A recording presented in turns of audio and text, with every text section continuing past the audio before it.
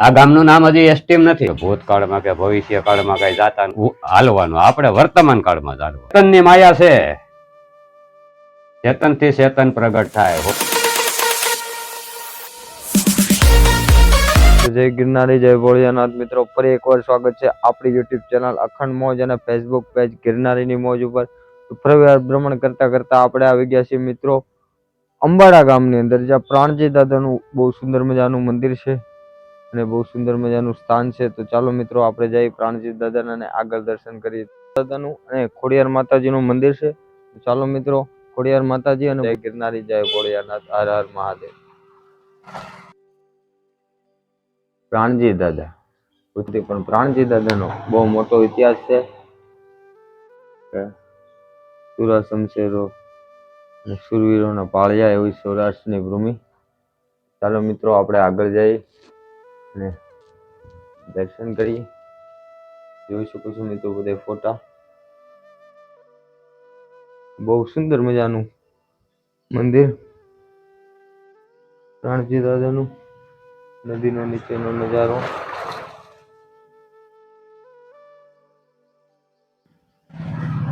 તેમજ મિત્રો ખોડિયાર માતાજીનું મંદિર.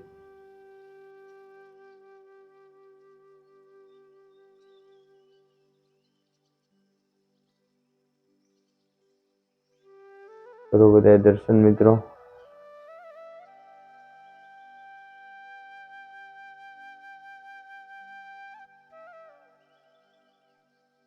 આપ જોઈ શકો છો બધા સુંદર માનતાઓના ફોટા. આજ પ્રાણજી દાદાએ જેને જેને દીકરા આપે. તો આ સુંદર મજાનું મિત્રો લોકેશન જોઈ શકો છો આપ. આગળ હવે આપણે જઈએ છીએ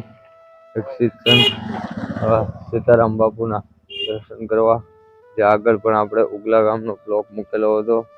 ચાલો મિત્રો, ધીરે ધીરે જઈએ સીતારામ બાપુની મંદિરની તરફ.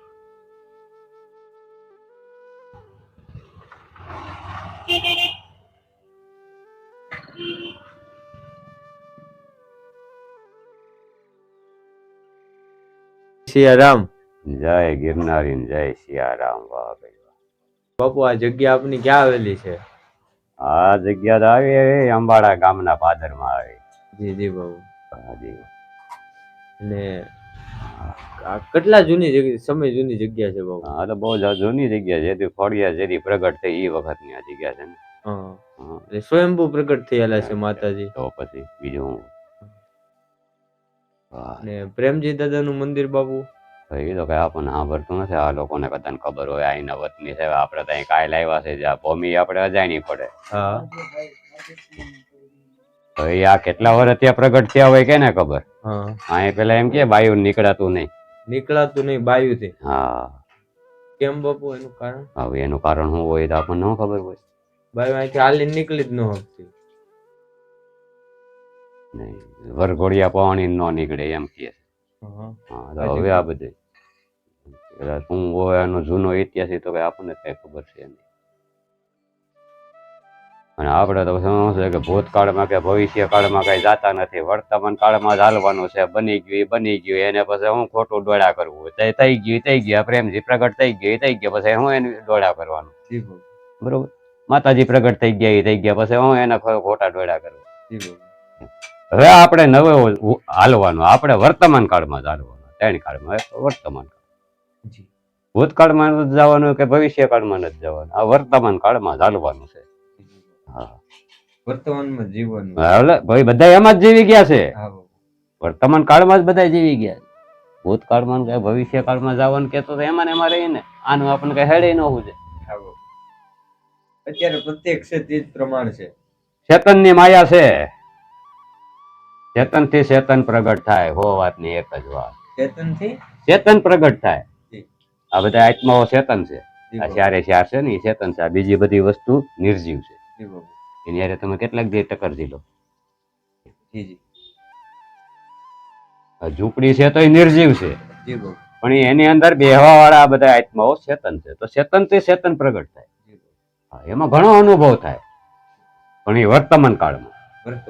હા, અત્યારે ભૂતકાળમાં કે ભવિષ્ય કાળમાં કઈ જવાની જરૂર નથી. થવાની આપણને ખબર છે. થઈ ગયું એ થાય. બસ તો એ વાત એ છે, ત્યાંથી છેડા કાપવાના હોય. બની ગયું. અને બનવાનું છે જી એ આપણને ખબર નથી. જી બાબુ. અહીંયા આપણે બેસીઓ કલમ પીહો ચા પીહો હા આ બધું આલસી ખબર હતી. નહીં બાબુ. આ બધું આ વર્તમાન કાળ. અત્યારે પ્રત્યક્ષ થઈ રહ્યું છે. હા બસ.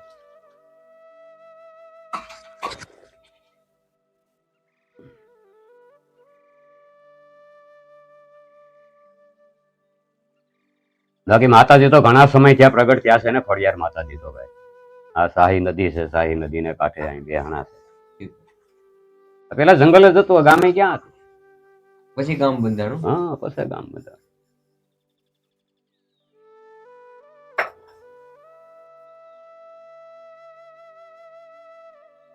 આ ગામનું નામ હજી એસ્ટીમ નથી. હા એસ્ટીમ તમે બેહો ને એટલે વાદળીની ટિકિટ લેવી પડે. અંબાડાનું કયો ન આપે. હા બાબુ. અંબાડાનું ગામનું નામ જ નથી. નહીં નહીં નહીં એસટીમાં નથી. એસટીમાં નથી. એસટી વિભાગે હજી નથી. વાદળી આવે. વાદળી કેવું પડે. અંબાડા નહીં. હા અંબાડા નહીં, વાદળી કેવું પડે એટલે તમને સીધા અહીં ઉતારી દે હા હનુમાનજી. આગળ પણ બાપુ વાલડી હનુમાનજી મહારાજ ની બહુ સુંદર મજાની જગ્યા છે. પ્રોપર વાજડી ગામ. વાદળી ગામમાં છે, અહીં પાટી હશે. હા બાબુ. હા અહીંયા અંબાડામાં એક જગ્યા છે હોતે હનુમાનજીની.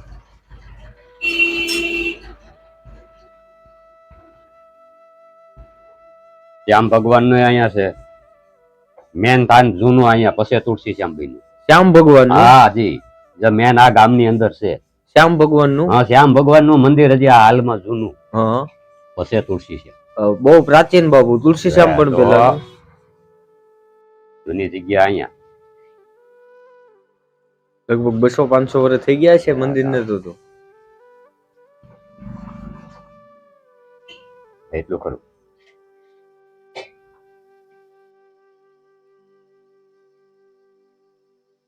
ગામમાં જ છે મંદિર. પછી તુલસી શ્યામ બનાવ્યું. તુલસી શ્યામ ટૂંકા નામનો રાક્ષસ હતો ને એને માર્યો એટલે પછી ત્યાંથી એનું વાહે નામ રાખી દીધું. ટૂંકા નામનો રાક્ષસ. એમાં એ ભયંકર હતું એટલામાં જંગલ. હા પછી આ શ્યામે જઈને એને માર્યો. તો કે હવે મારું હું? તો કે જા કે તારું કે મારી વાહ નામ રહે. હા એટલે તુલસી શ્યામ. પેલા એનું ખાલી તું લી તુલસી શ્યામ. તુલસી શ્યામ બે જ અક્ષર લીધા. તુલસી તુલસી શ્યામ. પછી એ તો તુકારામનો રાક્ષસ. ટૂંકા નામનો. હા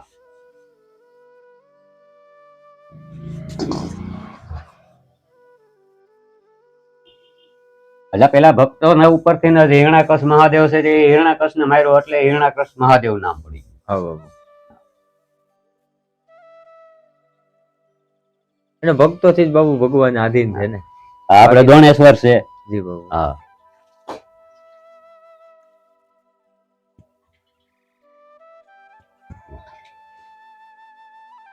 જગ્યાઓને તો ક્યાં, જગ્યાઓ તો ઘણી છે. હા બાબુ. આ ભૂમિ ઉપર કોઈ સંતો ભક્તો જતી સતી સુરા દાનવીર ચાલુ જ છે. જી બાબુ. એમાંથી આપણે નીકળવાનું છે અને ધક્કો આપણે સફળ કરવાનો છે. કોઈ યાદી રહી એવું જીવન જીવતા જાય તો સારું એમ. જો આગળ આગળ બધા સંતો ભક્તો નથી આજીવન નામ સડી ગયા. જી બાબુ. જુનાગઢ તો કે નરસિંહ મહેતા નું કહેવાય. જી. વગર લખાણે લખાણ કહેવાય ને. હા બાબુ. કોનું કહેવાય? જુનાગઢ તો કે નરસિંહાનું જુનાગઢ કહેવાય. રાજા થઈ ગયા, મહારાજા થઈ ગયા. કોઈનું નો આવે. હા બિલખા તો કે શેઠ સગાસા સેલૈયાનું કહેવાય. હતા તે વખતે કોઈ માણસો. હા બાબુ. કોઈનું નો આવે. વીરપુર જો કે જલારામ બાપુનું. હા વીરપુર તો કે જલારામ. હા તો બાપુ એવું જીવવા માટે શું કરવું પડે? એટલે એ જીવી જ ગયા છે ને ઇતિહાસો પીડા છે. એક વખત એમાં હોપટ નીકળી જાવ એટલે તમને બધો ખ્યાલ આવી જાય. હાજી જીવવા માટે શું એમાં કઈ બીજું કઈ કરવાનું થોડુંક છે. એને કર્યું એ કરવા માંડો. એટલે એનું જેમ નામ લાગી ગયા નામ લાગી જાય. હા અને હંમેશા ભક્તોથી જ નામ ઓળખાય છે. પછી એમાં રાજા આવી જાય, મહારાજા આવી જાય, દરેક દરેક સો સુરવીર આવી જાય. એ સુરવીર આવી જાય. માયા 3 પ્રકારની છે ને. હા બાબુ. માયા 3 પ્રકારની છે. જી. હા સાત્વિક છે, તામસી છે અને રાજસી છે. જી. ત્રણ પ્રકારની માયા છે. તમારું ઇતિહાસને પાને નામ સડે નકર સડે નહીં. જીવ ભાવ, ચોખ્ખો પ્રેમ. હા ખોટો કરી આપણે પૈસાનો લોભ લાગે ને. જી બાબુ. હા એ રાજથી છે. જી. જુગાર રમવા, સિનાડવા કરવા. હા બાબુ.